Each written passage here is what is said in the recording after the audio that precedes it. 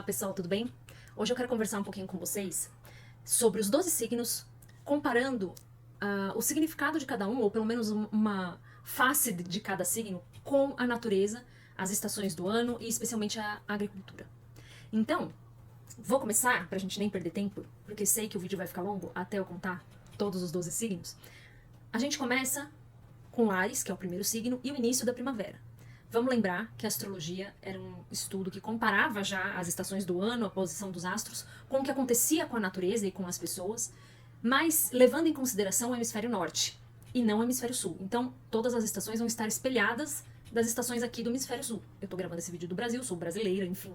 Mas por correspondência, para que a gente entenda o símbolo, a gente vai comparar, obviamente, com as estações de onde ela foi descrita dessa forma. Os antigos observavam que quando o Sol entrava no signo de Áries, a natureza, que já vinha entrando em degelo do inverno, começava a dar os seus primeiros, realmente, sinais de renascimento. Então, o gramado, que ainda estava meio queimado, apesar de já ter degelado, né, já ter derretido o gelo, ainda estava queimado do frio, começa a ficar verdinho. As primeiras florezinhas do campo ali começam a aparecer. Os animais que são típicos da primavera, que sumiram no inverno, também começam a aparecer. E aí, dentro de cada um de nós, há como um renascimento da esperança, dessa vida que desponta, né? Os antigos diziam que, e aí, claro, a constelação de Áries é comparada com um carneiro, e eles diziam que haviam pequenos carneirinhos embaixo da terra dando cabeçadas na grama, tipo, ô, acorda aí, fica verde de novo, né? Então a gente tem esse impulso de vida, quando a gente tá falando de Áries, esse recomeço, esse restart. E precisa de muita força para você sair da inércia e do quão inóspito é o inverno, né? Você precisa de muita força interior para renascer. Claro que o sol já vem ajudando há algumas semanas, né? Tirando o gelo de cima e também dando seu calor para esse momento, mas não dá para ser só o sol, né? Tem que ter essa força, esse desejo que a natureza tem de reiniciar esse ciclo. Então, se a gente pegasse uma figura como uma árvore para contar uma historinha, seria como a semente, né? Da mesma forma que esse degelo está acontecendo e a grama dá os primeiros sinais de vida no início da primavera, também é tempo de começar a preparar a terra para jogar as suas sementes. Na verdade, já é tempo de começar a jogar as sementes. Então, por isso também a ligação de Áries com a semente em si. Então, é um signo de potências. É a primeira faísca que tem potencial de ser um fogaréu, mas que isso ainda vai demandar persistência, enfim, tempo, né? Combustível. Ela é essa marcha inicial, que tem que ter muita tração para tirar, por exemplo, um carro da inércia, né? Qualquer coisa. Isso que representa essa impulsividade de Áries, é um impulso de vida. Depois, a gente tem o signo de Touro. E em Touro, a gente tem o meio da primavera. No meio da primavera, aí sim, a gente tem toda a exuberância da estação.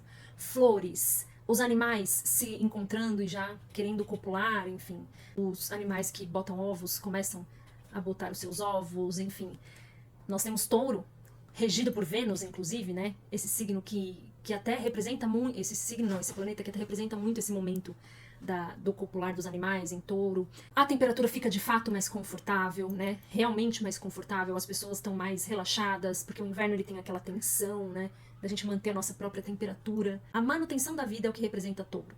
Se em Áries a gente teve o start, você não conduz um carro com a marcha de saída. Ele tem a tração para tirar o carro da inércia, mas ele não mantém o carro em movimento. Você precisa engatar outra marcha. E é isso que Touro faz, né? Touro traz a estrutura. Opa, olha, brotou uma vida aqui. Opa, vamos estruturar isso aqui para ela se manter. Numa árvore, Touro seria o broto ou mesmo o tronco da árvore quando ela já é adulta. É o que mantém e estrutura a vida. É manter mesmo. Por isso que também Touro fala de insistência. Por isso que uma das sombras ali de Touro é meio que uma teimosia, que ele resiste às mudanças um pouco. Porque a função primordial dele é a manutenção da vida, a manutenção das coisas. A própria gestação em uma mulher, ela tem a etapa da fecundação, que seria Áries, depois vem o processo de nidação, que é onde o óvulo de fato vai se fixar no útero, e aí sim nós vamos ter o início da manutenção dessa gestação. Porque só fecundar não mantém. A gente precisa de que aquele óvulo se estabilize em local adequado para que aquilo evolua e se desenvolva. Então, Touro seria esse momento, o auge da primavera, o momento em que os animais começam a copular, enfim, a temperatura é agradável. E aí nós temos Gêmeos. Claro, né? Porque se eu já dei um restart na vida e já estou mantendo a vida com estabilidade e abundância, agora eu consigo até me desenvolver um pouco, começo a expandir, né? Botar minhas asinhas de fora. Esse é Gêmeos. São os primeiros galhos depois do tronco. né? As folhas começam a se subdividir. Olha, eu tenho alimento, nutriente suficiente não só para ser um brotinho com uma folhinha. Eu posso ser mais, eu posso duplicar essas folhinhas. E depois eu posso duplicar de novo. E é isso. Por isso que o que mantém os geminianos na ativa são as trocas, né? Eu já tenho o suficiente, eu quero trocar, eu quero trocar, eu quero trocar, eu quero trocar. Mas é justamente a figura dos galhos, né? São as trocas ainda aqui, ao meu redor, onde os meus braços alcançam. Eu não tô mirando tão longe, porque eu ainda trago um resquício dessa manutenção de touro, né? A gente tá falando do fim da primavera, mas não é um fim para baixo, né? É para cima, porque da primavera a gente vai entrar no verão. E aí a gente tem o signo de Câncer no verão, um signo que fala da água, né? Engraçado como no verão a gente sente essa necessidade de ter contato com a água mesmo, ir pra praia, piscina, né? Joga água nas crianças com mangueira, enfim, né? O sol, a gente recepciona essa luz do sol de forma tão alegre.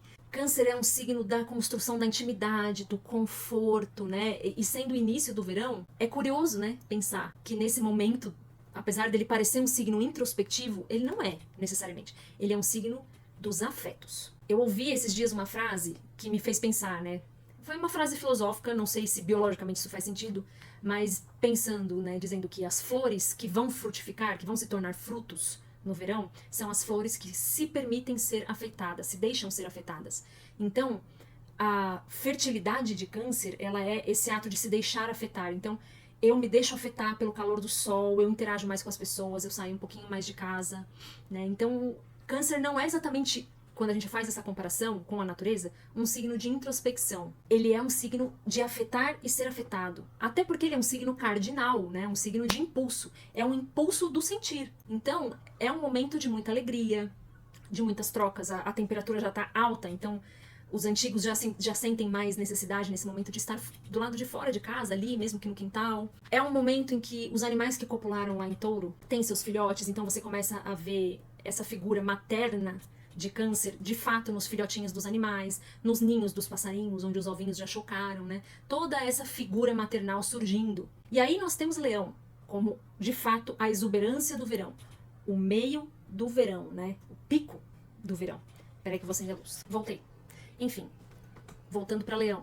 Em Leão a gente tem, então, o meio do verão, o ápice desse calor, é o momento em que o sol mais brilha no ano. Isso é muito legal, porque o sol é o regente de Leão, né? Então, foi também por isso que foi descrito dessa forma, o sol como o planeta regente de Leão. Planeta aqui, entre aspas, tá? Um luminar. A astrologia, para astrologia, planeta é tudo que se desloca no céu do nosso ponto de vista. Não astronomicamente, não confundam uma coisa com a outra, beleza? Então a gente tem essa alegria de viver. Tá calor, os frutos aparecem. Esse eu acho que é o ponto, é o auge ali da simbologia da agricultura com a astrologia. Então, uau, as árvores estão carregadas de frutos. Ainda não é o momento de colher, a gente tem que esperar um pouquinho mais. Mas eu já estou vendo a abundância ao meu redor, né? Então tem muito dessa figura em Leão. E vamos defender os frutos também, né?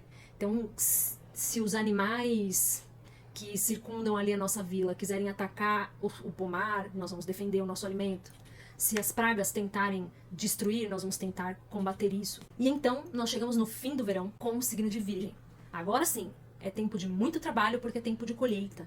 Vamos colher os frutos, eles já estão prontos para colheita. É hora da gente colher, então, muito trabalho, né? Esse ato de serviço é uma coisa que Virgem representa. Vamos separar, organizar os frutos, armazenar, né, de alguma forma, separando, fazendo a triagem do fruto ótimo, do fruto bom e do fruto que não serve. Ah, esse aqui, infelizmente, apodreceu no pé. Esse aqui tá excelente, eu talvez vá conseguir vender ou trocar. Esse aqui não tá assim muito bom, nós vamos consumir aqui em casa mesmo. Enfim, Virgem tem muito essa coisa dessa triagem. Então, é um trabalho em comunidade de fazer a separação, a organização. Seguimos, então, com o início do outono, né? O verão já foi, agora vamos nos preparar aí para um outro momento duro e rígido que vai vir aí com o outono e o inverno. Mas ainda estamos no outono. Eu colhi vários frutos aqui, mas eu não posso passar o inverno todo comendo maçã. Eu preciso trocar. Eu preciso reconhecer na minha vida, na vida da minha família, a importância do outro. Eu quero trocar um pouco do que eu tenho com as outras pessoas que plantaram outras coisas, né? Neste momento do início do outono. Eu estou já me preparando para o que virá com o inverno. Então eu vou procurar os meus vizinhos aqui e vou oferecer para eles uma parte dos meus frutos. Preciso, ao longo do tempo, todo o tempo, manter uma relação diplomática, amistosa, mesmo que eu não goste muito dessas pessoas. Preciso reconhecer racionalmente a necessidade da existência do outro. Eu não vou dar conta de mim sozinho, nunca, nem da minha família. Existe um outro vilarejo, existe uma outra casa do lado da minha casa, existem os outros, e eles são importantes no desenvolvimento da minha vida e da vida da minha família, que é o do meu vilarejo. É isso que Libra representa, né? Então, já seria esse momento de negociação e trocas. Essa relação com o outro, até de uma certa racionalidade. A justiça tem relação com isso, né? Que pesos e medidas, esses acordos, essas negociações, eles precisam ser interessantes para todos os envolvidos, não só para mim. É isso que Libra vai representar aí no início do outono. E aí nós temos o meio do outono, com o signo de Escorpião. E esse eu acho que é das simbologias mais legais que tem, porque, voltando um pouquinho, falando em Libra ainda, o grande início que tem em Libra é o início de reconhecer o outro. Então, todos os 6 primeiros signos, eu consigo colocar eles todos, por exemplo, numa árvore, né? Então, Áries a semente, Touro o tronco, Gêmeos os galhos, Câncer esse florescimento, né? Que acontece já desde Touro, mas o florescimento das árvores especificamente, não no chão, vamos dizer assim. E em Leão o fruto, mas aí em Virgem a gente tem já o fruto maduro. Em Libra já não tem mais essa figura na árvore, a gente já tem que expandir para uma coisa mais comunitária. Eu tenho a troca do fruto. Eu tenho o fruto que não se basta em si mesmo. Eu não posso, até Virgem, eu me basto como humano, vamos dizer assim. Em Libra eu já preciso olhar para o outro. E é interessante porque ele marca exatamente o meio do zodíaco, né? A gente tem, a partir dele, 6 outros signos para falar do coletivo. Em Escorpião, a gente tem o reconhecimento da transformação necessária para manter a vida. Então, Escorpião é o signo oposto a Touro. Se em Touro a gente teve a manutenção daquela vidinha que está brotando ali, em Escorpião a gente tem que reconhecer a necessidade de intervir, promovendo uma transformação para que o fruto não apodreça. Então, aquilo que eu não troquei ou que sobrou mesmo para mim, né, o que já negociei e recebi outros frutos, isso aqui é o que eu tenho. Eu preciso intervir de alguma forma, então eu vou fazer compotas. Eu gosto da comparação que diz que Escorpião é a industrialização, né? É a tentativa de manter, mas intervindo, trazendo uma transformação. Então, é o reconhecimento do fim da vida, né? Se eu não intervir agora, o fruto apodrece. E se ele apodrecer, porque alguns vão apodrecer, e isso também é papel de Escorpião reconhecer. Se ele apodrecer, ele se transforma e renasce de qualquer forma, porque ele vai servir de adubo para a natureza. Ele vai adubar algum lugar. Alguns animais, fungos, nascem da podridão dos alimentos. Então, ele é renovação de vida de qualquer forma, mas ele já não se presta à manutenção da vida de si mesmo, né, do fruto em si. Ou o fruto vai virar compota, ou ele vai ser comido e aí ele vai ser nutriente para quem comeu, ou ele vai apodrecer e vai ser nutriente de volta para o solo. É uma transformação necessária. Mesma coisa acontece nas árvores. As árvores, no auge do outono, elas já estão desistindo das folhas, porque elas sabem que o inverno está vindo e que a prioridade é manter o tronco, manter a vida no centro, né, nos órgãos vitais dela. Então ela se despede das folhas, soltando-as para garantir um aprofundamento das raízes para que elas sobrevivam ao inverno. Então é uma manutenção de vida, mas uma manutenção de vida que necessariamente exige uma transformação. É o que a Clarissa Pinkola Estés chama de ciclo de vida, morte e vida. Algo tem que morrer. Então, na árvore, as folhas morrem. A gente olha e acha até belo quando a gente vê essas fotos do outono, né, com as folhas todas amarelas, vermelhas se soltando. Claro que é belo, é bonito mesmo. Mas se eu e você fôssemos folhinhas, a gente já tá em completo desespero. Ai, meu Deus, minha família já caiu, despencou, eu sou a próxima. Enfim. Nós, como pequenas folhinhas da grande natureza, a gente sofre com esses ciclos, mas a vida, ela é eterna, ela é cíclica só, né? É isso que Escorpião representa, então. A transformação dos frutos para que eles acompanhem a gente no inverno. Quando a gente salga os peixes, né, o que se faz com o bacalhau foi uma intervenção escorpiana para que aquilo se... Não é só com bacalhau, eles faziam isso com várias carnes. Para que a carne não apodrecesse, houvesse alimentos. Eles não tinham geladeira, né, gente, nem freezer, apesar do inverno, mas enfim. Se armazenava carnes em banhas na gordura para mantê-las também, enfim. Todas essas técnicas de armazenamento, tudo isso tem muita relação com o escorpião. Eu não posso perder isso aqui. Chegamos no auge do outono, temos o fim do outono e a aproximação real do inverno. E nós temos os signos de Sagitário, né? Então em Sagitário a gente vai ter o quê? Eu já troquei tudo que eu podia aqui do meu lado, tá todo mundo aqui já se preparando pro inverno. Eu produzi compotas, talvez produzi mais compotas até do que a minha família vai consumir, então agora eu vou para lugares longínquos, tentar trocar algumas compotas, alguns alimentos que eu já criei uma forma de conservá-los, eu vou fazer viagens mais longas para tentar fazer trocas. E aqui, se em Libra eu tinha que manter um certo tom amistoso e cordial com os meus próximos, em Sagitário isso já me obriga até a conhecer outras culturas para não ser morto no lugar onde eu vou chegar, né? Vamos lembrar que a gente tá falando aqui de uma era bem medieval também, tá? Tô situando essa história num momento bem medieval. Então, aqui já vai muito além. Ou então eu já me tornei um grande comerciante, eu já masterizei tanto aquilo que eu estava fazendo, que agora eu produzo o suficiente de fato para mandar 2, 3 carroças para cidades grandes e obter de lá coisas que a gente não produz aqui no nosso vilarejo, que eu já expandi muito o ato da agricultura. Eu atingi um outro patamar. Em Sagitário, a gente tem ação de graças. A festa de ação de graças também já acontece por ali, né? Antes que o inverno chegue e me proíba de sair de casa por causa da neve, vamos agradecer a colheita que a gente teve, porque o nosso inverno está garantido. Nós vamos passar um inverno recolhidos, mas alimentados. Então, a festa de ação de graças sempre acontece no período de Sagitário. Sagitário também tem muito essa coisa da fé, né? Eu vou lançar ainda um pouco mais, eu vou trocar um pouco mais longe, eu vou expandir minhas fronteiras, enfim. E aí em Capricórnio, a gente contabiliza. Em Capricórnio, a gente olha para o que a gente fez nesse ciclo todo. É o início do inverno, como eu falei. É realmente já um tempo de recolhimento, todo mundo já está dentro das suas casas. Tudo que podia ser feito já foi feito, então o alimento tem que estar garantido a essa altura do campeonato. O alimento, a roupa, tudo, o teto já tem que estar garantido. Por isso que eu sempre falo que Capricórnio, Saturno, que é o regente de Capricórnio, fala de colheita, de realização. É o momento de eu me realizar. Então, essa é a hora que o antigo lá, que vivia nos países nórdicos, sentava diante da sua fogueira, dentro de casa, da sua lareira, olhava ali para sua prole, para sua esposa e falava, eu consegui fazer, a minha família vai sobreviver a esse inverno, a não ser que um urso invada a minha casa e coma todo mundo. Do contrário, eu consegui. Todo mundo tem uma roupa pra vestir, uma roupa de pele aí pra vestir, tem comida garantida. Eu trabalhei, eu fiz acontecer. Tá vendo como Capricórnio sempre vai ser, e Saturno sempre vai ser o resultado, a realização. As pessoas que não trabalharam, que não colheram, por algum motivo, que vão estar passando fome, naquele momento medieval, por exemplo, o cara não pode dispor de ajudar o parceiro, infelizmente aquele cara tá lascado. E não adianta ele falar que, porque o Saturno é o chaturno, porque Capricórnio é muito sério. Não, não é. É o resultado, né? Eu gosto muito de usar a palavra colheita, mas quando a gente está comparando com a agricultura, a colheita já foi lá em Virgem, né? Já foi lá em Virgem. Então, é o resultado, é o ápice, é a combinação de tudo que você fez desde a primeira sementinha lá atrás. E não perdoa. O inverno não perdoa, gente. Então, é claro que às vezes há uma crueldade, né? Há uma questão kármica. Porque com certeza também haviam famílias que tinham feito tudo direitinho e que, infelizmente, a colheita não veio. A plantação foi devastada e não há muito o que fazer. É claro que tem o exemplo que eu dei. Vai ter o cara que vai fazer tudo certinho e ainda assim vai ser comido por um urso. E a família vai ficar devastada. Então não é a garantia ou a certeza de que tudo vai dar certo, mas é o reconhecimento de um trabalho bem executado. Capricórnio é o signo da casa 10, da casa do status, não só da carreira. Mas quem eu sou diante dos meus pares profissionais?